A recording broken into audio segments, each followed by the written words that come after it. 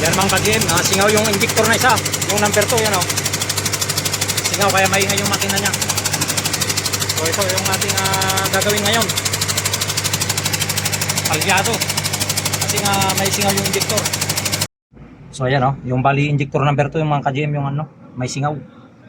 Kaya maingay at palyado yung makina niya. So ito yung nangyari mga ka-GM o. Pag inaalog natin yung kanyang injector, maluwag siya. Siguro yung sa tornilyo niya o yung washer ang nagka-problema dito. Yan. Alog yung iba, ayos lang siya, mahigpit. Pero ito, number 2, alog siya. So bali ito na po mga ka-GM, ayos na siya, no? Ang nakita lang natin ay maluwag yung kanyang tornilyo doon sa kanyang injector number 2, maluwag. Ngayon, hinikitan natin. So yan o, okay na siya. Alinti yung ano na dito. Alinti na number 6. So yan po, like and share para magkaroon ng idea yung iba.